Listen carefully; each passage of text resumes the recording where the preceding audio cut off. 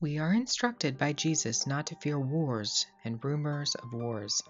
It is scary to think about the possibility that the whole world is headed into collision, and yet I have a strange peace in my own heart with this aspect. It was written in the perfect Word of God. It is prophesied that war will come to pass. We now see 120 nations preparing for a head-on collision. Countries all over the world of all different sizes ready their intercontinental ballistic missiles, their air forces and their navies, their nuclear arsenals. Countries are preparing, but where will the first strikes break out? There are three possible scenarios for potential outbreak of World War III. I believe any one of these scenarios could pan out based on available data from the region showing troop movements on the ground and exercises that are happening right now. Two of the scenarios begin in the Middle East, while one of the scenarios starts in Asia. According to the website deagle.com, population decreases will begin in many nations throughout the world, and specifically Western nations, starting in 2016 and continuing through 2025. Some of these population reductions are so significant that it begs the question, who is going to be the hardest hit by this war that is coming? From the data on deagle.com, it appears that the United States, Germany, England, Australia, Canada, and some of the other Western nations will be some of the hardest hit nations in the entire world from this event. However, according to deagle.com, there will be many nations in the Middle East who will also be hit with population reduction, including countries like Libya and Israel. The first scenario is based on Saudi Arabia's Thunder of the North. This is a coalition of predominantly Sunni Muslim countries that has come together with a front exceeding 350,000 troops operating sophisticated ground, air, and sea campaigns. They have amassed a coalition in the northern part of Saudi Arabia. This coalition is led by the Saudis, who have bought billions of dollars in weaponry from the United States. Many of the other countries in the coalition have also bought billions of dollars in weaponry, in aerial defense systems, etc.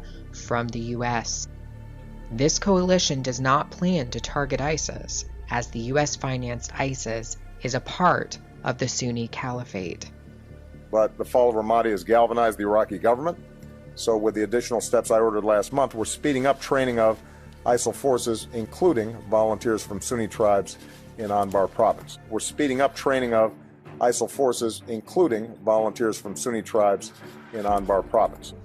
There have been repeated videos, articles, and words directly out of Barack Obama's mouth that the U.S. funds ISIS and routinely drops weapons, ammunition, and food to them.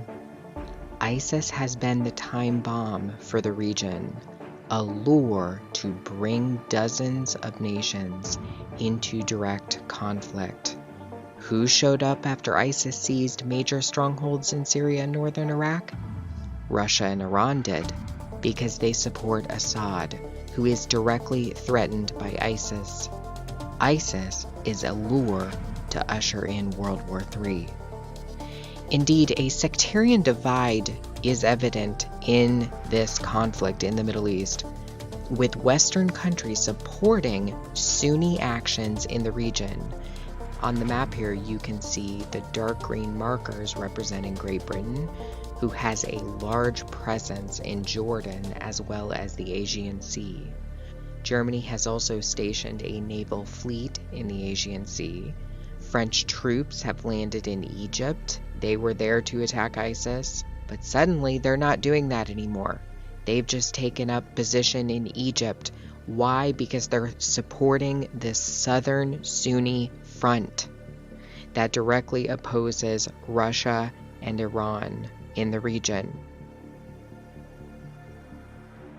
Israel, who is very close allies with Saudi Arabia, is also supporting the Sunni coalition of states planning to attack Bashar al-Assad. In fact, Israel has already attacked Damascus multiple times, there is a very real possibility for confrontation between the Sunni front in the south, supported by Western nations, and Iran, who still has planes and troops in Syria. Now, Russia has made a withdrawal, or at least that's what they claim, from Syria, because I think they know it's coming to the region. I think they understand what's about to blow up. The second scenario I call Turkey's Trident Juncture. Turkey is somewhat a dark horse and doesn't have close allies with very many nations in the region. Its government is Sunni Muslim, yet it has had rocky relations with other Sunni countries, very rocky relations. Turkey has also had very strained relations with Iran and Russia after they were responsible for downing a Russian plane that didn't violate their airspace. Turkey is one of the largest countries in NATO. It is one of the largest contributors to NATO's military capacities. Please understand that. For example, Turkey contributed the most troops and military equipment to Trident Juncture 2015 military exercise that involved 33 countries. They are indeed a very powerful presence in NATO. Turkey is not doing this by itself. It is under the strategic vision of NATO and what NATO is trying to do in the region. Turkey has also single-handedly allowed millions of Soros migrants to pass through its country without stopping them. Turkey is clearly doing the bidding of the UN in both the migrant crisis and its challenge directly to Russia. And from the words of George Bush, it is a credible United Nations that must have authority, and Turkey is being used to reach their goal, control of the Middle East. The United Nations is directly behind this. We have a real chance at this new world order, an order in which a credible United Nations can use its peacekeeping role to fulfill the promise and vision of the UN's founders. Now we can see a new world coming into view. A world in which there is the very real prospect of a new world order. A world where the United Nations, freed from Cold War stalemate, is poised to fulfill the historic vision of its founders.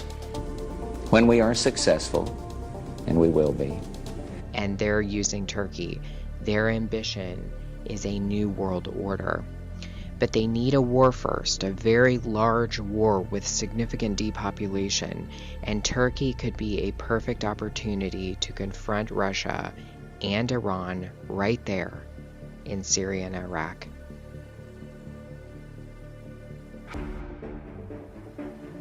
The last front that could explode and very soon is in East Asia, specifically in the South China Sea, involving several different countries, and in North Korea. North Korea launched ballistic missiles Friday local time.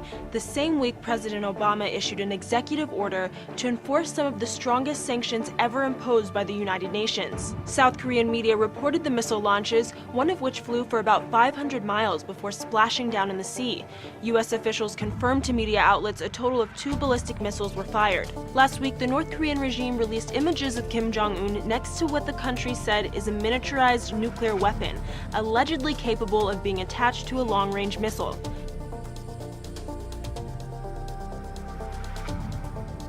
While everybody brushes off North Korea as making typical threats, there's nothing new here, move on.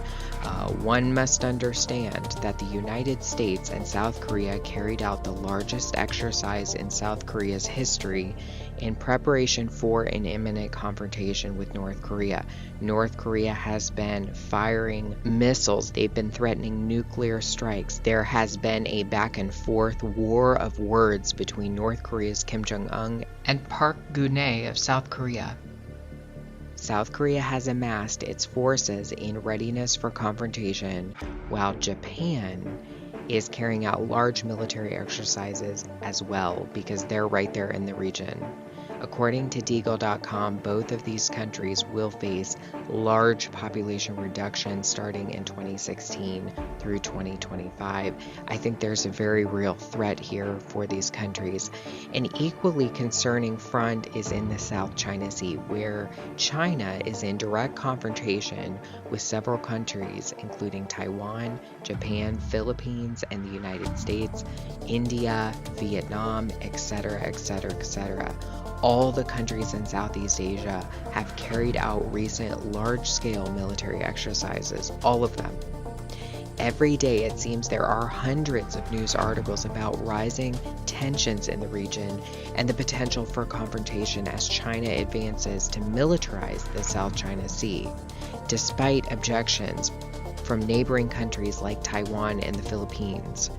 There are significant natural resources to be discovered in the South China Sea, along with claiming of precious trade routes, which China is hell-bent on acquiring. Confrontation could erupt at any moment. Southeast Asia is on the edge. Despite the regions mentioned in this video, there are many, many more areas where the first bomb of World War III could detonate. There are other fronts such as Ukraine, Northern Europe, North Africa, Australia, and an attack on the United States are very real possibilities.